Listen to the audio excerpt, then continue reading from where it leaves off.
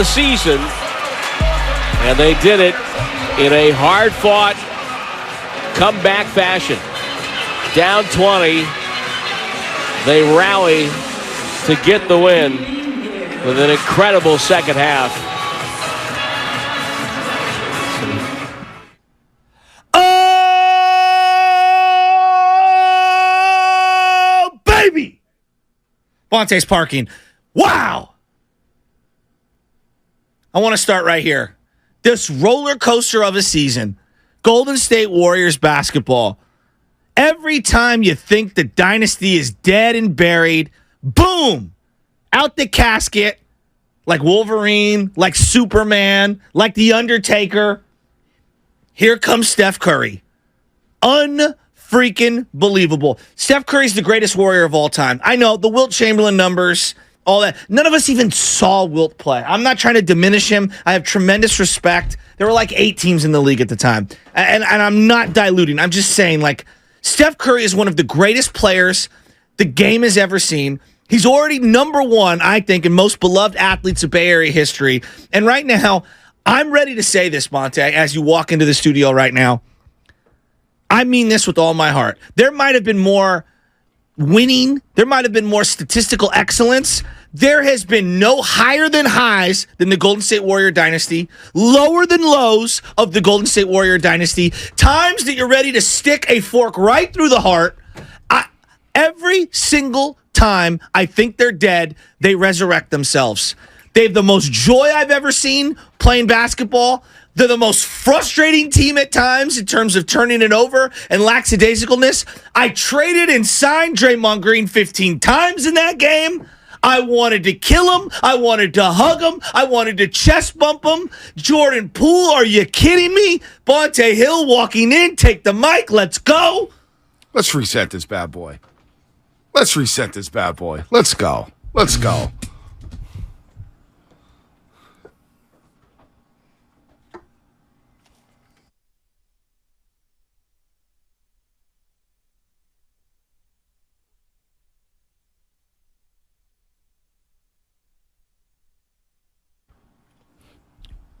Oh,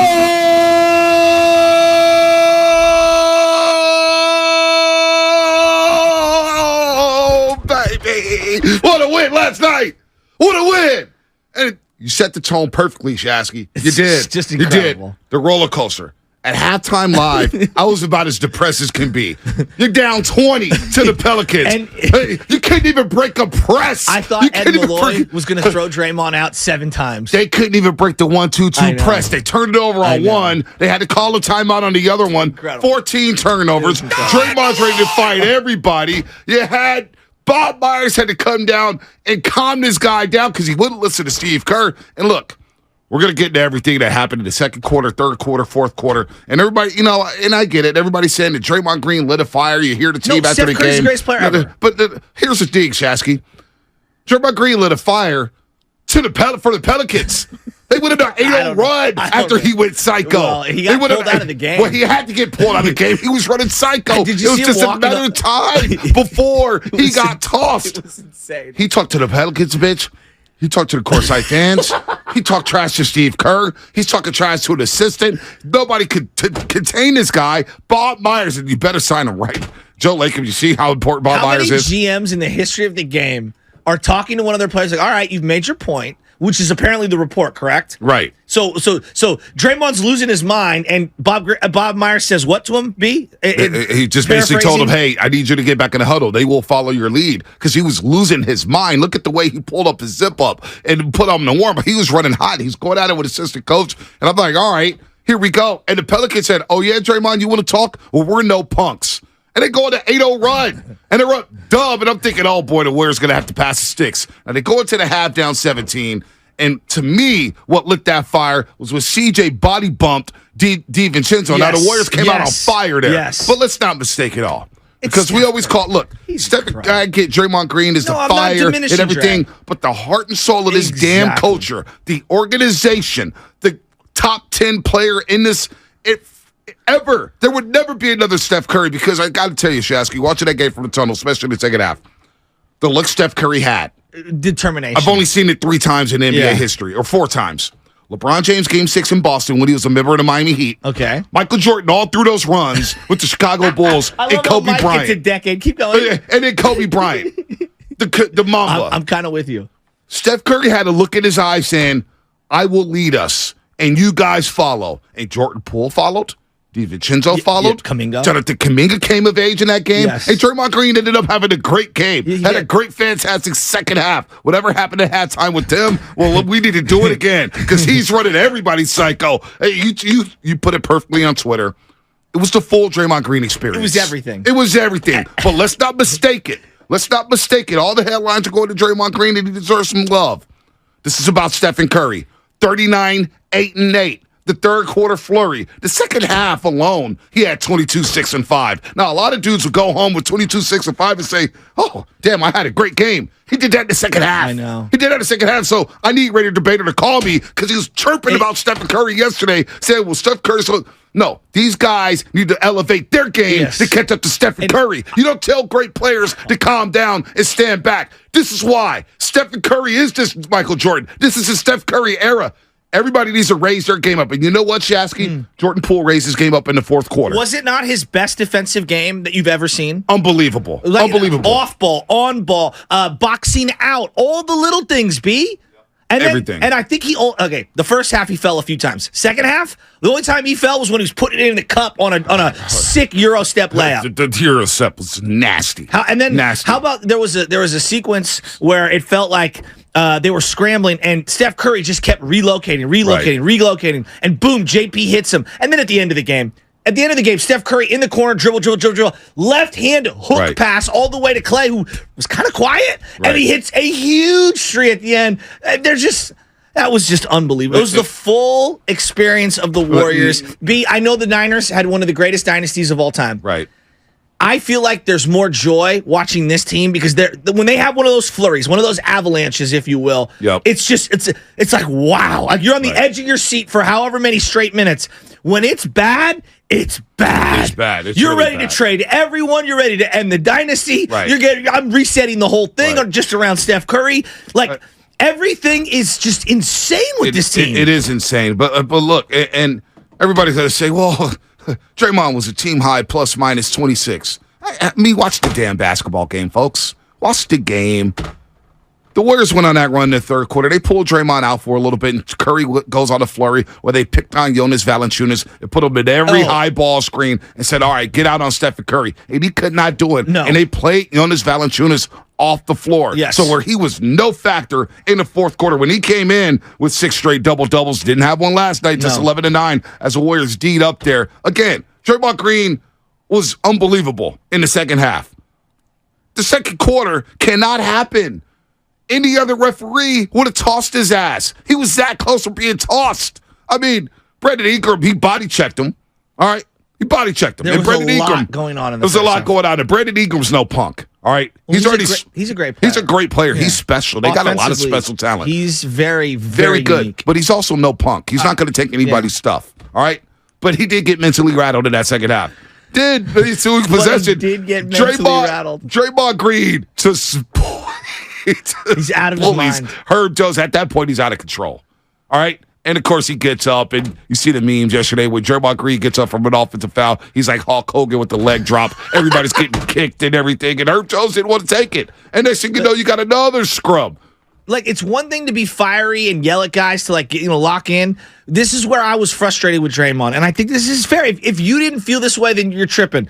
You cannot put yourself in a position to get thrown out of that game, given how important it was. And that was my number one thing. Like, all the shenanigans aside, you just can't be, if you're going to be a leader on this team and you're going to try to help will guys to where they need to go, which is in championship mode, that's the kind of game you had to win. And I was so afraid he was going to get thrown out. He was walking that tightrope the entire time. And I get it. You got to take some of the good with some of the bad. I wish we could minimize some of the bad. I mean, but look. It was incredible. The Pelicans go on an 8-0 run after that situation. I'm thinking, dear God. How about when JK gets subbed in for him and he's got to like walk over. Draymond's still on the floor after all of this skirmish and he's like face guarding whoever it was. And Kuminga comes in and has to like tap him on the shoulder like, yeah, I'm coming in for you. It reminded me of Major League when Roger Dorn is getting subbed out and he's looking over at the diet. He's going, no, I want to run. I want to run. But then. And then Draymond stood He's still on the court. He's chirping at these guys. I've never seen and then CJ McCollum hit a shot and looked over at Draymond Green. But Draymond's chirping at Kerr. Kept the camera on him. They're not stupid. That's entertainment. This is borderline WWE. He's screaming at everyone. He said it in postgame. He's like, I've never seen someone scream at guys. Scream at the Pelicans. Scream at Willie Green. Scream at Brandon Ingram. Send it to folks sitting courtside. Scream at Steve Kerr. Scream at the assistant coaches. One of 15 assistant coaches on the Golden State Warriors staff. Scream at his players. And then Bob Myers had to come down from his seats, which is about 6 rows up. Come down. Hey, Draymond, I need you in that huddle because they will follow. Well, he said something to the effect of, you've said enough. This is the paraphrasing. You've said enough. Now go out and play, which is what I was saying. Like He was like, you made your point. Yes, you may have been right, but now it's time to go play. Yes. And you know what? The Pelicans went to go play. They go on an 8-0 run. Now, the Warriors hit a 3 before halftime. They're down 17. And the arena is dead. Chase Center is completely dead. Yes. I go to the halftime set, and Festus is even down. He can lie all he wants on a post-game show, but he was down. And I'm sitting there thinking, how in the biggest game of the season? That's what I was in the thinking. season full of highs and lows, I know. you have the lowest of the lows in the first half. And then you followed up with the highs and the highs in the second half, where you go to 74-46 blitz. All right? 74-46 blitz. Let me tell you, Shasky, I got that Cisco WebEx hits done so quickly because of that 8-0 run. I said, oh, we got action now. Because Dante DiVincenzo woke up. And this is why you got to play him. And you can't play him out of the rotation just because GP2's out. You had to figure out a way to play these guys. And credit to Steve Kerr, because, listen, Steph Curry's the leader of this organization and the team. He's the statue guy. He's changed everything. Yes. But we'll get back to Steph Curry just 1 second. He was so good. I thought Steve Kerr showed a lot of trust in Jonathan Kuminga. Yes. Because Jonathan Kuminga picked up 2 early fouls. Totally and agree. usually you see that. And okay, Jonathan Kuminga, who hadn't played more than 16 minutes a night the last 2 games against the Sixers and T-Wolves, he showed trust in Kuminga. And next thing you know, Kuminga ends up playing 31 minutes. He goes 5 of 5. He knew where to be defensively. He finished at the rim. He had some sick. You want an alley-oop? How about that alley-oop there in the fourth quarter? Really sick. How about JP and him double teaming Brandon Ingram at half court? Like that was like seeing the young players emerge like that. There was a point, I think the telecast said 17 straight points were either Jordan Poole or Kuminga in late third, early fourth. It was, you're 100% correct. I love seeing every minute. I love to see the trust. But I love to see moments. Yeah, he had moments. He couldn't play the terrible foul in the first quarter with the Pelicans in the quarter on a 16-2 run. 16-2 run, and I'm thinking to myself, okay, they averaged 10 made threes a game. They had 5 in the first quarter alone. I'm thinking to myself, oh my gosh. Have you heard any of the Tim Roy sound during the Draymond stuff? No, I have not. Can I hear it? Because I didn't hear any of the broadcasts. Spadoni. All right. Tim Roy was in his bag. Yep. There it is. Yep. The way they're calling it, it was upgraded to a flagrant 1. Draymond applauds Ed Malloy. He's very close to getting kicked out here. Yeah. They're going to shoot 2 and get the ball. Nothing for Ingram for the shove. Nothing for Ingram for the 2-hand shove on Draymond. After the whistle was blown. Nothing for that. That's not fair. Sorry. DiVincenzo drives. Throws over to Draymond. He'll drive in hard. Goes up. It's an offensive foul on Draymond. And now Herbert Jones gets involved with Draymond. He stepped on him. And now Ingram wants a piece of somebody. I just don't agree with the offensive foul part of it.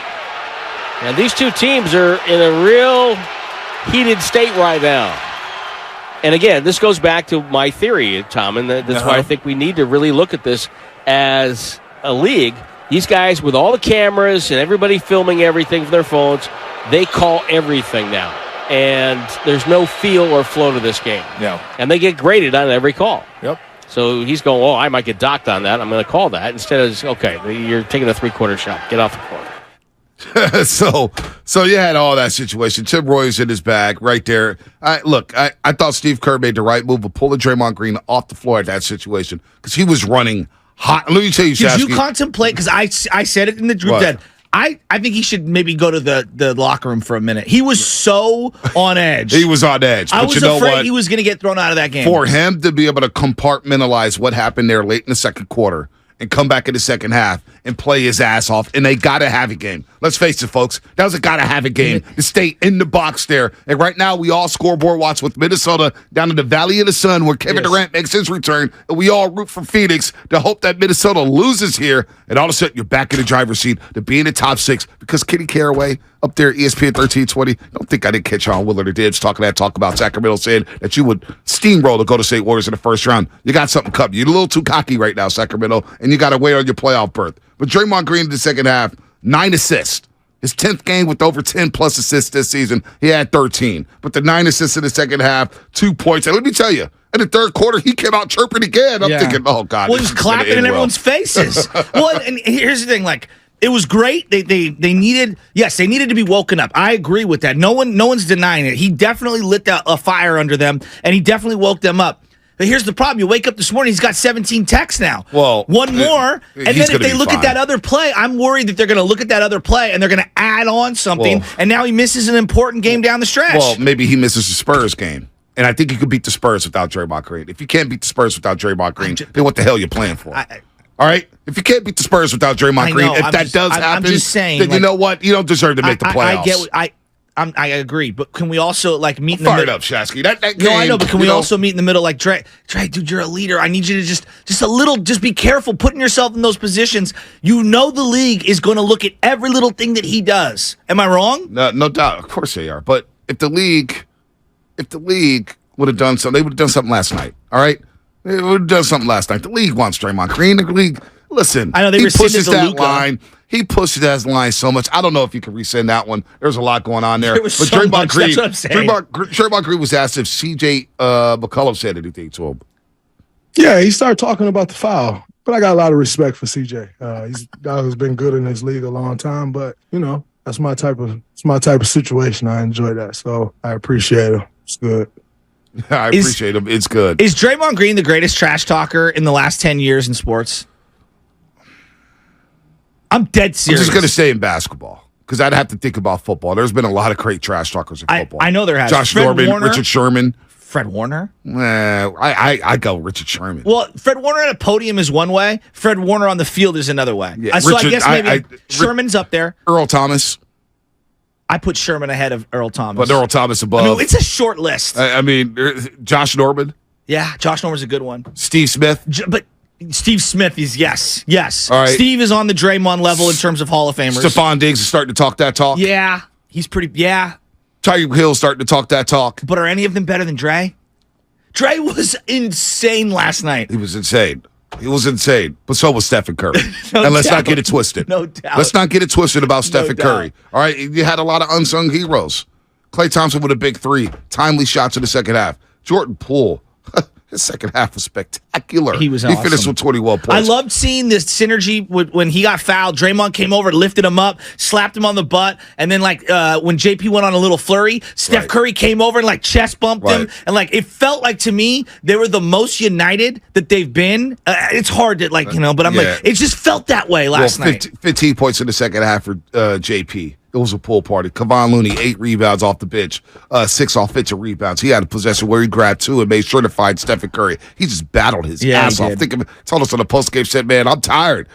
I had guard Embiid, Gobert, Naz Reid, Karl-Anthony Towns, and now Jonas Valanciunas. And then you got Jokic on Sunday. Give Loon all the fit aid in the world. Give him a break. The guy is balling his ass off, and he's laboring. But you know what it is? What it is. It's go time, folks. Let's go to Jordan in Union City. Jordan, what's happening? Hey, good morning, fellas. Man, what a win last night. Oh, my God. Incredible. Oh, my God. Is there any moment, too, did y'all also think that when Draymond was having his moment that you were going to hear the glass break and Stone Cold was going to come out of nowhere? It was wild. It was a wild that's what it felt like. But, no, real quick, I just want to shout out the 3 unsung heroes for me because we've talked about it all year, about how people's minutes and rotations have been changing. I mean, Dante DiVincenzo, you talked about how he played 11 seconds in the fourth quarter one night, and he sets the tempo with a putback dunk and then getting in CJ's face in the second half. Kevon Looney in the starting lineup, out of the starting lineup, the big offensive boards he had in the second half. And then think about the DMPs that Kuminga has been having on and off, this whole season. And he had a huge, especially the second half, and that alley-oop that he had. I mean, that really got Chase Center going. It was sick. So I mean, they're just all been ready to go the whole season, no matter what the minutes have looked like, not looked like. So, and they all came up huge last night. Hey, you see, that's a great call, Jordan. You see the minutes last night. GP2 only played 9 minutes. He went back to DiVincenzo for 22. Yeah. DiVincenzo in that third quarter, 8-point outburst. It didn't get into the face of CJ McCollum after CJ tried to punk him. He hit him from behind. CJ, you're done. Your time is done. All right. Well, it felt very Portland-like that second half, didn't it? He's been there before. CJ knows all about losing to the Golden State Warriors. He knows all about third quarter flurries. Again, a 74-46 blitz in the second half, and all of a sudden we got action again. We're a half away from being all doom and gloom, talking all Giants, and I'm thinking to myself, oh, dear God, this is not going to be pretty. But all of a sudden, Steph Curry happened. All of a sudden, Draymond Green goes crazy. Jordan Poole wakes up in the nick of time. Kevon, I'm so fired up today, folks.